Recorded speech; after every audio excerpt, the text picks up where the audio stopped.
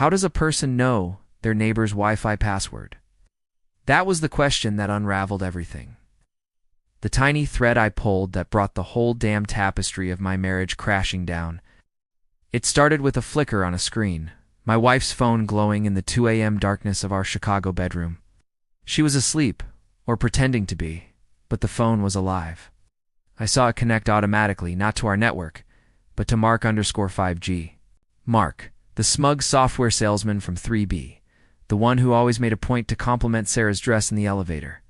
My heart didn't just sink, it vaporized. In that silent, blue-lit moment, I knew my life was a lie. But I had no idea how deep the deception went, or the monster it would turn me into. If you genuinely enjoy our stories, please subscribe to the channel. Tell us where you're from and what time it is right now. It's always fascinating to know how far our story flows. The humiliation was a physical thing. It started the next morning. Sarah was humming, making coffee like any other Tuesday. Morning, sleepyhead, she chirped, kissing my cheek. The kiss felt like ice. All I could see was that glowing screen, connected to Mark_5G. I mumbled something about a headache and watched her. Every move seemed calculated, every smile a performance.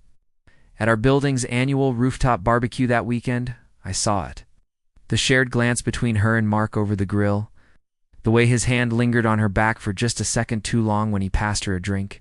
Everyone saw it, or maybe I was just imagining it. But the whispers, the sudden silences when I approached a group of our neighbors, the pity in their eyes was unmistakable. I was the clueless husband, the last one to know. Her behavior grew stranger. Late-night work emergencies became frequent. She started guarding her phone like it was a state secret. The screen angled away from me, a nervous tick in her thumb as she scrolled. The credit card bills told their own story. Receipts from a hotel bar on Rush Street I'd never been to. A charge for 2 at a fancy Italian place in Lincoln Park on a night she claimed she was working late. It was a slow, agonizing drip of discovery. I'd find a receipt crumpled in her coat pocket, or see a notification pop up on her locked phone from an unknown number that my gut told me was his. She became a ghost in our home, cold and distant. When I tried to talk to her, to bridge the growing chasm between us, her words were weapons. "You're being paranoid, Alex," she'd say, her voice dripping with manufactured concern. "Maybe you should talk to someone. This stress is getting to you." She was gaslighting me, turning my own pain into a sign of my instability. They felt untouchable. I'd see them in the hallway laughing. Sarah would wave at me from beside him, a perfect portrait of innocence, while he'd give me that smug, knowing nod. They were hiding in plain sight, and the sheer arrogance of it was suffocating. The breaking point came one rainy Thursday. I came home early, hoping to surprise her, to try one last time to salvage whatever we had left. I found the apartment empty. A gut feeling, cold and sharp, led me to the fire escape outside our bedroom window. And there, on the metal grating, was a single, discarded cigarette butt, the same obscure European brand Mark smoked. She hadn't even bothered to hide it. She'd had him here. In our home, in our bed. I slid down the wall in the hallway, the drywall cold against my back, and I just broke. The sobs were silent, racking my body, a complete and total surrender to the despair. But as I sat there on the floor, something shifted. The grief curdled into a cold, hard resolve.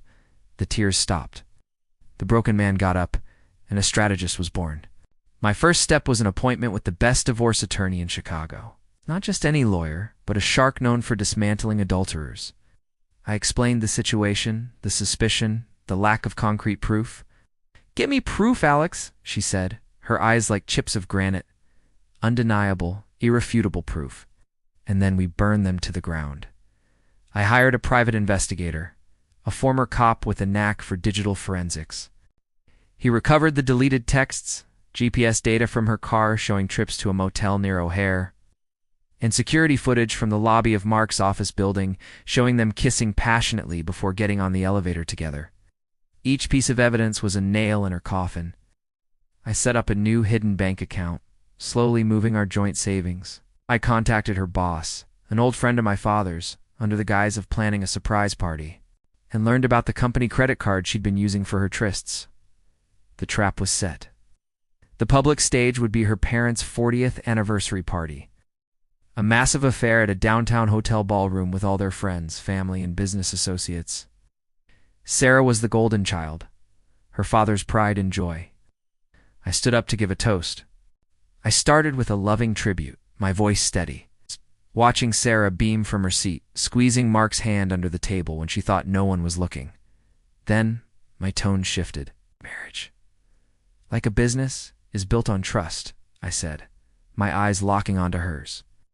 But what happens when a partner brings in a silent, destructive third party? Projector screen behind me, which had been showing a slideshow of her parents, flickered to life. It was a photo of her and Mark kissing in his office lobby. The room went silent. Then came the text messages, blown up for all to see. The hotel receipts. The GPS map of her trips to the motel. I narrated the entire affair, my voice cold and precise, as her world crumbled around her. Her father's face was a mask of fury. Her mother was openly weeping. Sarah just sat there, her face ashen, utterly exposed. The fallout was biblical. Her father, a man who valued loyalty above all, disowned her on the spot. She was fired from her job for misuse of company funds. Mark's wife, who I had anonymously sent a duplicate evidence package to, filed for divorce that same night, taking him for everything he had. Sarah was left with nothing. No family, no job, no money, and a reputation so toxic she couldn't even get a job interview. She was a pariah, a ghost in the city she once owned. The legal proceedings were a formality.